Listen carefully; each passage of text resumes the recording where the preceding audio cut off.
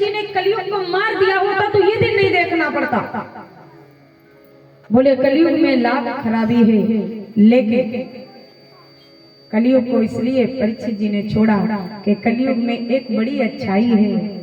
क्या? कि कलो केशव कीर्तनाथ, कलयुग में भगवान के नाम की महिमा होगी।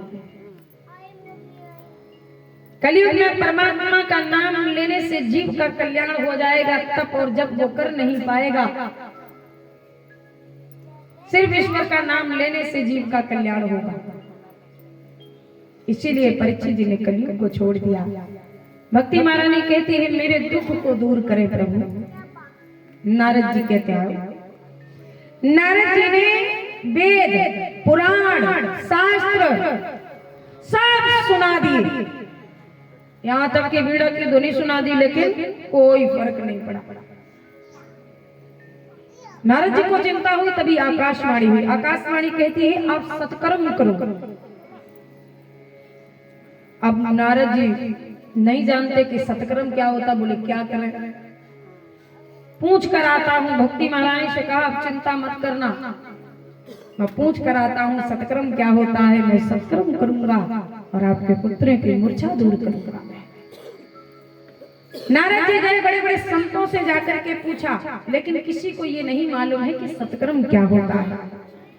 सामने से नारद जी को आते कई संत तो रास्ते से ही गायब हो जाते कि नारद जी वही बात पूछेंगे। नारद जी बड़े उदास हो गए कि कोई भी मुझे ये नहीं बता रहा है कि सत्कर्म क्या है, मुझे क्या करना पड़ेगा जिससे कि ज्ञान और वैराग्य का बुढ़ापा दूर हो जाए, पता नहीं है। नारद जी आगे चलते जा रहे थे बड़ी चिंता में कि मुझे किसी ने कुछ बताया नहीं, क्या करूं। सामने से ब्रह्मा जी के पुत्रों को, सनत कुमारों को आते हुए देखा। सनत कुमारों को देख करके नारद जी महाराज हाथ जोड़कर कहने लगे, प्रभु आप बचपन से वेद पुराण शास्त्र के ज्ञाता रहे हैं, आपको सब कुछ मालूम है, आप सब जानते हैं। प्रभु थोड़ी सी एक मेरे मन में बड़ी चिंता है। क्या चिंता बताइए? कि मैं ज्ञान और वैराग्य की मूर्छा दूर करना चाहता, बुढ़ापा दूर करना चाहता हूँ, उसके लिए मैं प्रयास कर रहा हूँ। लेकिन आकाशवाणी ने कहा कि तुम सत्कर्म करो। अब मैं जानता ही नहीं सत्कर्म क्या होता, करूं क्या?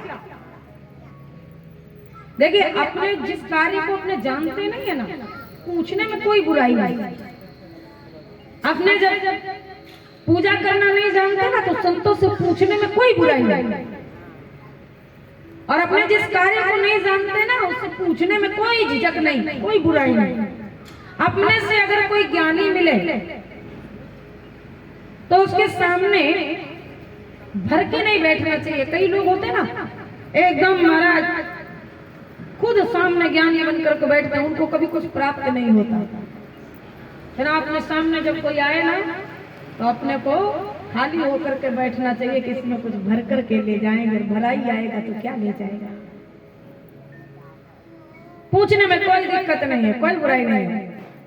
आपने तो पूछते ना, कोई सरकारी सुविधा आए, कोई सरकारी आवे ना, कोई फार्म भरने की बात आवे तो आप कितनी जगह लेके घूमे।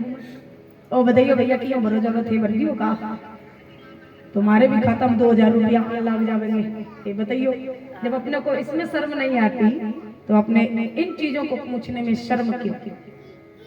नारद जी कहते हैं मुझे पता नहीं सत्कर्म क्या है, मुझे बताइए कि सत्कर्म क्या होता है। कहा महाराज सत्कर्म है भागवत महापुराण। बोले कहां पर? हरिद्वार गंगा जी के घाट, आनंद घाट, बड़ा सुंदर घाट, वहां करो। बोले महाराज, नारद जी कहते अगर तैयारी हम कर दे और कथा आप कर दो तो बोले हाँ तैयारी करो, मैं कर दूं। बढ़िया सुंदर तैयारी करी, बढ़िया जोरदार। जैसे ही कथा प्रारंभ हुई तो चारों ओर हल्ला हो गया कि भाई वहां पर कथा चल रही है, अपने को चलना चाहिए। और देखिए अपने प्रयास करें, अपने ना प्रयास करें। कि अपनी जिह्वा से, अपने को क्या चाहिए, अपनी जो जिह्वा है इससे हम अच्छी बातों को फैलावे और बुरी बात ने दबा ले। बुरी बात नहीं बतानी चाहिए।